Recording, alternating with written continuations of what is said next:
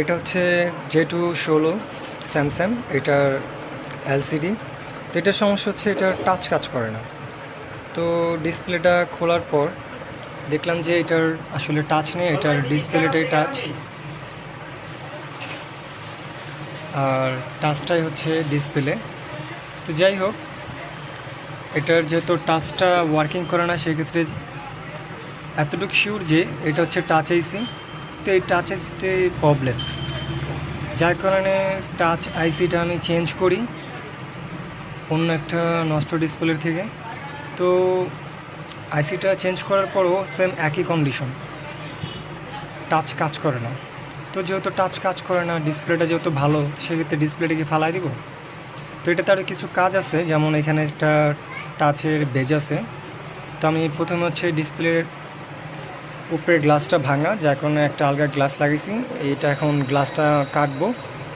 কাটার পর যদি ডিসপ্লেটা ঠিক থাকে, তাহলে আমি এই জায়গাটা ঘষবো। এই জায়গাটা ঘষার পর এখানে একটা বেস বসাবো, বেস বসায় একটা টাচ লাগায় দেখব, যদি কাজ হয় তাহলে তো সাকসেস। তো যাই হোক, তাহলে এখন আগে ডিসপ্লেটা কাটি। আর ডিসপ্লেটা অনেকটা ভাঙ্গা, এই কারণে আমি এক্সট্রা আলাদা একটা প্রোটেক্টর লাগিয়েছি, যাতে কাটার সময় কোনো প্রবলেম না হয়, সেজন্য। এখন আগে ডিসপ্লেটা কাটি, তারপর দেখি বাকিটা কী হয়।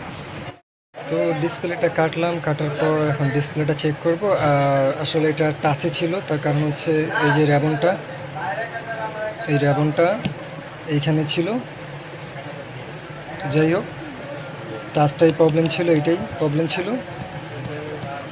শুধু শুধু আমরা আইসি দোষ দিয়ে লাভ নেই, কারণ যেহেতু এটা র্যাবন, সেই ক্ষেত্রে এটা এখানে লাগানো ছিল। তো যেহেতু কাজ করে না, তো এটাই ঝামেলা ছিল। যতটুকু মনে হয় আইসিটা ঠিকই আছে।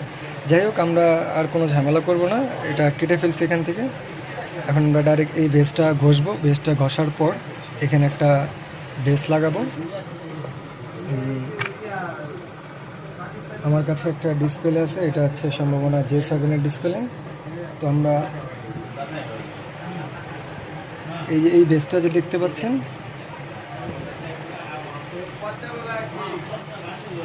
এই বেসটাকেই এখান থেকে তুলে এই জায়গাটা ঘষবো, এই জায়গাটা ঘষে এখানে বসায় দিব। তাহলে এখন আমরা 10 নম্বর ব্লেড দিয়ে আমাদের র্যাবনটা ভালোভাবে ঘষবো, টাচের লাইনের জায়গাটা ঘষার পর রাং দিয়ে ভালোভাবে সোল্ডারিং করব। তারপর আমাদের J7-এর যে টাচের বেসটা, সেই বেসটা এখানে আমরা সুন্দর মতো বসাবো। তো আমাদের বেসটা বসানো কমপ্লিট। টাচ আইসিটা যেহেতু আমাদের দরকার নেই, তাই টাচ আইসিটা রিমুভ করে ফেললাম। তো এখন নতুন একটা টাচ লাগাবো, লাগিয়ে দেখব। তো এখন নতুন একটা টাচ নিয়ে আসলাম, টাচটা লাগালাম। তো এখন ডিসপ্লে বেসটা লাগাই, লাগানোর পর সেটটা চালু করে দেখি। যদি টাচ ওয়ার্কিং করে তাহলে আলহামদুলিল্লাহ, আর যদি টাচ ওয়ার্কিং না করে তাও আলহামদুলিল্লাহ। আমি হয়তো বা সাকসেস হতে পারিনি, বাট তার জন্য যে আপনারা সাকসেস হতে পারবেন না এমন তো কথা নেই। আপনারা চেষ্টা করে দেখবেন।